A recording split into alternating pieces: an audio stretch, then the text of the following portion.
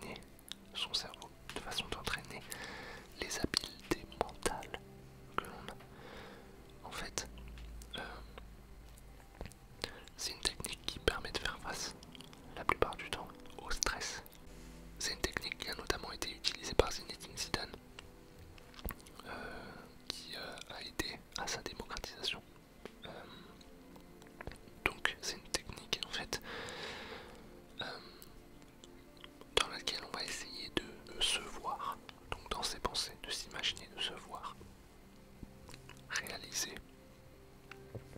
quelque chose, un mouvement pour un sportif. Ça peut être un penalty pour reprendre l'exemple d'avant, ou alors essayer de ressentir une émotion positive, par exemple dans le cadre d'un oral au bac par exemple. On va demander à la personne de se visualiser, de se voir, de s'imaginer à ce moment-là et imaginer que ça se passe parfaitement. Ok. Donc on va demander à la personne de faire tout le déroulé d'un oral et que ça se passe de la façon idéale, que ça se passe vraiment comme dans vos rêves en fait. Et donc vous allez essayer de ressentir votre état émotionnel qui est lié en fait à ce succès. Et l'idée c'est de le répéter plusieurs fois pour habituer votre cerveau et votre corps à ressentir cet état émotionnel au moment où vous passez cet oral. Donc vous allez être moins stressé, vous allez être peut-être souriant, plus enjoué, etc. Et à force de s'entraîner et d'habituer votre cerveau, la théorie veut que une fois devant le fait accompli, une fois que vous y êtes à cet oral, vous allez avoir beaucoup plus de facilité à ressentir ces émotions agréables et donc à mieux gérer le stress, à éviter que le stress arrive. Donc voilà, ça a énormément de bienfaits. Vis-à-vis de ça, on l'utilise aussi par exemple pour les blessures dans le sport. Je suis désolé, je reprends l'exemple du sport, mais c'est ce qui me touche au quotidien. C'est ce que je vois le plus souvent. Et donc, pour un athlète qui a été blessé par exemple, la visualisation va aider à retrouver des sensations. Par exemple, je sais pas, vous avez une entorse de la cheville, comme ça peut arriver à beaucoup de sportifs.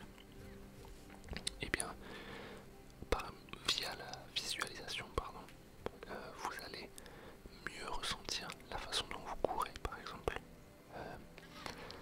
la façon dont vous prenez vos appuis, la façon dont vous sautez et vous réceptionnez pour les basketteurs, pour les handballeurs, pour les volleyeurs, pour les athlètes qui font du saut.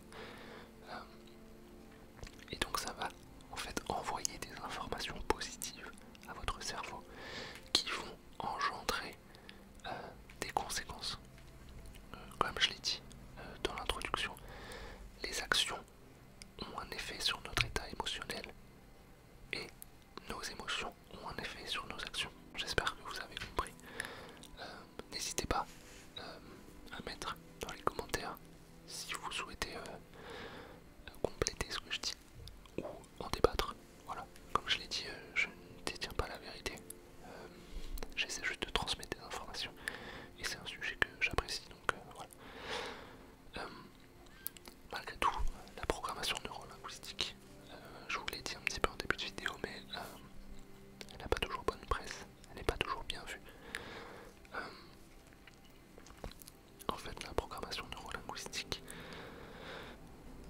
a différents problèmes. Le problème, c'est que ça semble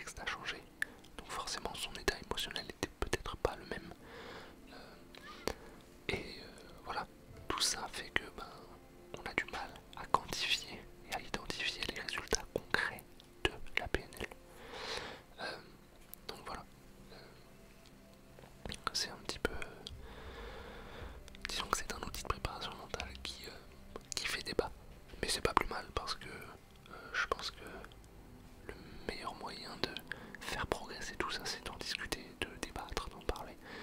Et c'est pas pour rien que la préparation mentale, on en entend de plus en plus parler. C'est pas pour rien que énormément d'athlètes, énormément de gens même, se font aider par des préparateurs mentaux, des psychologues, etc. J'ai notamment un exemple dans le volleyball. L'ancien entraîneur de l'équipe nationale des États-Unis, donc c'est une équipe peut-être, allez, on va dire top 5, top 6 mondial, peut-être plus même, avait un psychologue personnel lors des compétitions, c'est-à-dire que il avait un psychologue à qui parler pendant les matchs, en dehors des matchs, que pour lui. Alors bien évidemment le psychologue était disponible pour les joueurs, etc. Mais ce n'était pas le préparateur mental de l'équipe, c'était son psychologue personnel. Et il en avait besoin pour décharger un petit peu ses émotions, son stress. Voilà, c'est une personne qui l'aidait en fait à gérer tout ça de la meilleure des manières. Donc ça prouve à quel point la préparation mentale est devenue fondamentale parmi les sportifs. Et je pense que c'est pas plus mal parce que on parle de plus en plus également de santé mentale. Et je pense qu'à l'avenir on va y venir sur le fait que les préparateurs mentaux, les psychologues sont essentiels à notre bien-être. Ils nous donnent des outils, ils nous aident, ils nous donnent des clés qui nous permettent de mieux réagir à un stress, mieux réagir à un événement. D'ailleurs, l'ASMR fait partie de ça aussi. Je pense que si l'ASMR est aussi, je vais pas dire réputé parce qu'on aime ou on n'aime